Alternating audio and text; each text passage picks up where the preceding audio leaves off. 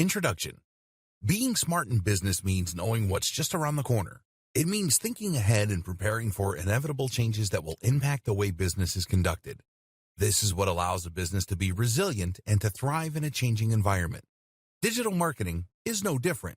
In fact, in his book, The Personal MBA, author Josh Kaufman discusses the value of counterfactual simulation.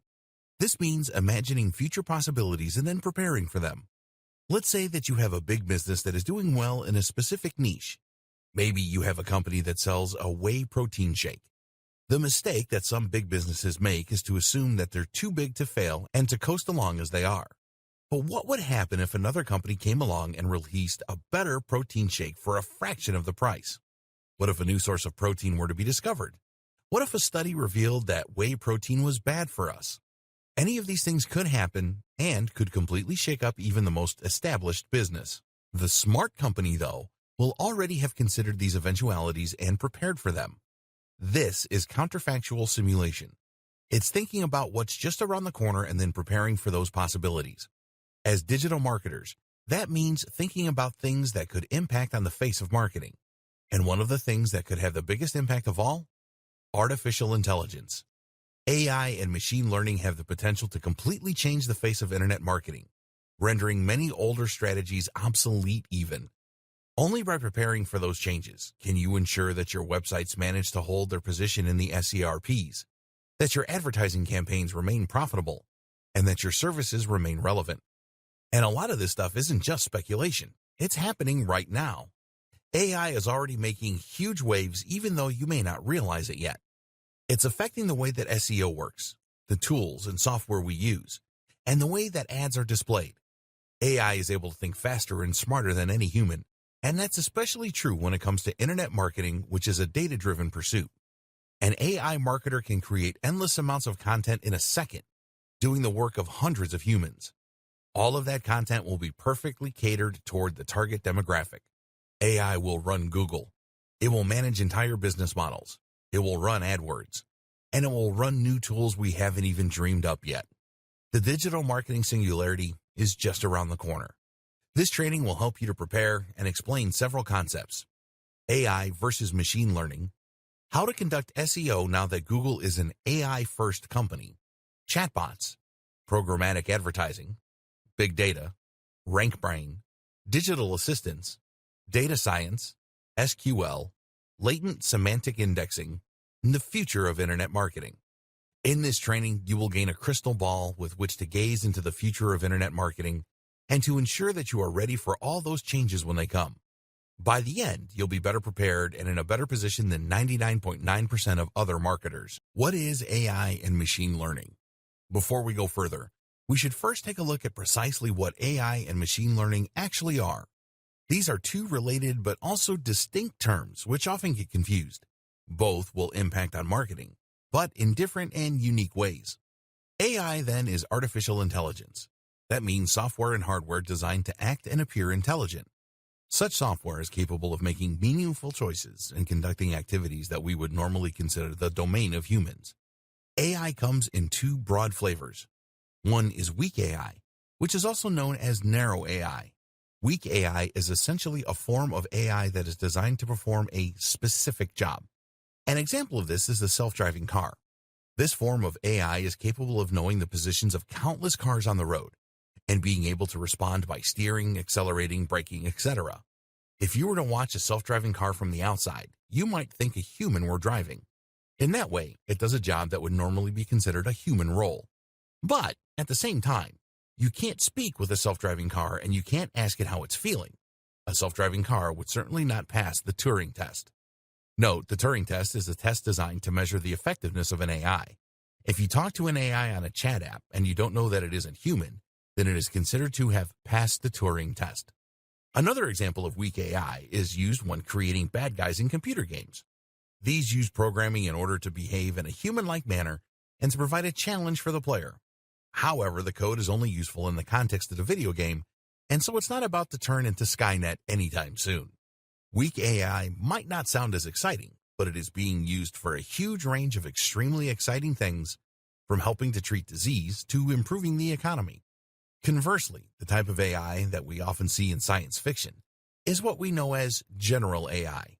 This is AI that doesn't just have one purpose, but that is designed to do everything that a human might be able to do.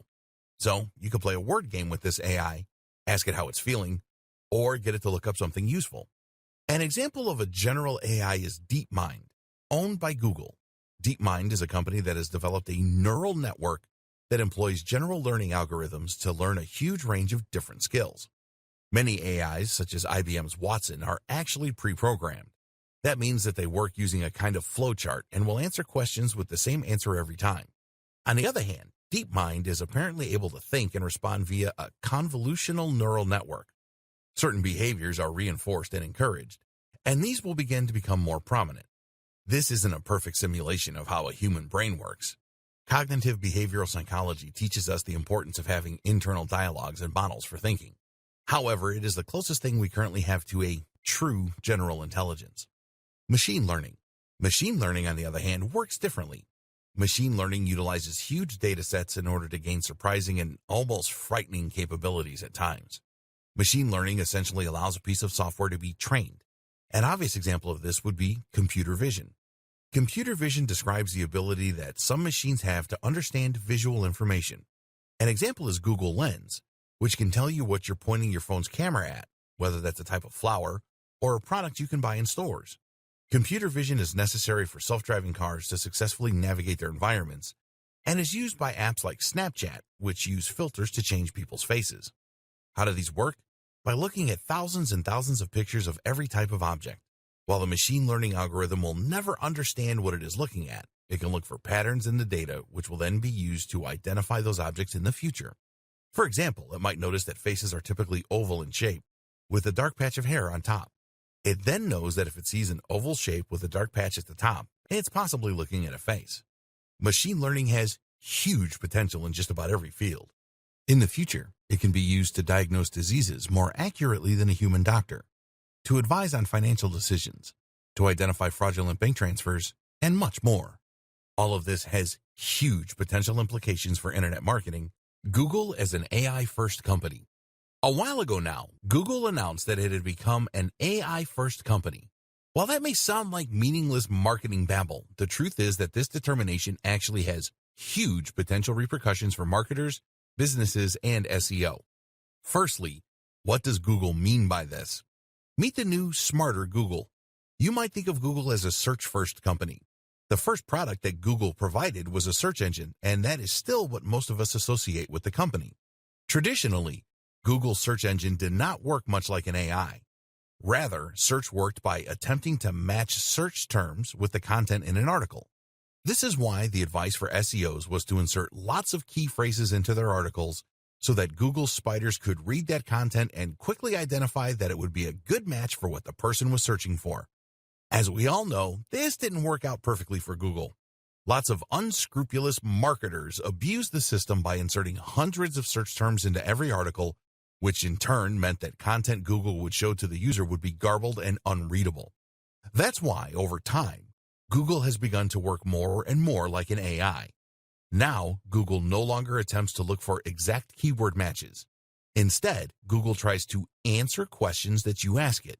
It does this by trying to understand what the user is looking for along with the context, and then to provide relevant answers through its search. RankBrain. Google is able to do this through machine learning. Specifically, it uses a form of natural language processing, which Google refers to as RankBrain. RankBrain is at least partly responsible for helping Google to cope with phrases and words that it hasn't seen before. If RankBrain identifies a word it isn't familiar with, then it can guess what it might mean based on context and based on its usage elsewhere. This helps Google to deal with unusual searches that it hasn't seen before without simply matching search terms to content in articles. Search queries are turned into word vectors called distributed representation. These are words and phrases that are close to each other in meaning and context. RankBrain will then try to map the query into words it understands or clusters of similar words. From there, it insinuates what the searcher actually means and is looking for and provides results on that basis. RankBrain also understands the relationships between words and the way that they work together. At one point, joining words such as the or and were ignored by Google. Now, Google understands the importance of these phrases and the way in which they impact on the intent of the user. Like all the best machine learning algorithms, RankBrain attempts to improve over time and adapt to users. It can see which results get clicked the most and thereby know when it is doing well and when it is getting things wrong. As such, it is able to improve search results for any given keyword quickly through algorithmic testing, which is helping to weed out low-quality content that attempts to game the system. RankBrain works using a Tensor Processing Unit, TPU, which is an AI-specific piece of hardware stored in Google's data centers. This is a specific chip that is better able to handle the specific challenges of machine learning tasks. Google's further plans. Over the past few years, Google may have seemingly diversified. It now makes smartphones, it now makes self-driving cars, and it now makes apps like Google Lens. But at the heart of all these initiatives is some form of AI or machine learning. Google Lens uses machine learning to identify objects in a scene and allow users to that way search the real world around them. Self-driving cars, of course, are highly reliant of various forms of AI. And the Google Pixel phones? Arguably, their main focus is putting Google Assistant in everyone's pockets. And this is the real clue as to what Google is up to. Google Assistant is an AI and virtual assistant that users can use to get weather reports, to book taxis, to play music, and much more. Google Assistant uses a combination of machine learning to detect human language, for example, and AI in order to provide useful results and speak in a natural manner. Google Assistant is closely integrated with Google Search. You can ask Google Assistant a question like, "Who started Iron Man?" and it will give you a natural answer.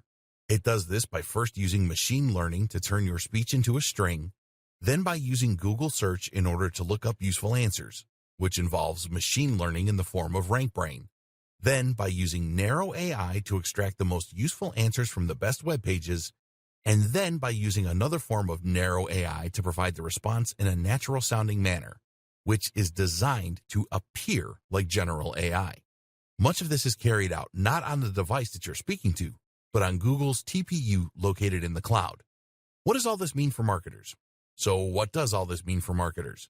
Simple. It means that Google wants to be able to understand your content and extract the most useful information. It no longer wants you to use rigid keywords, and it wants you to prepare for a more voice-driven form of search. Google is betting big on AI and machine learning. It believes that in the future, AI assistants will be huge, and it wants Google Assistant to be number one. It envisages a future where we spend less time staring at our devices and instead get the information we need by asking our phones or our Google Homes. We'll speak naturally to these devices, and they'll provide us with handy answers.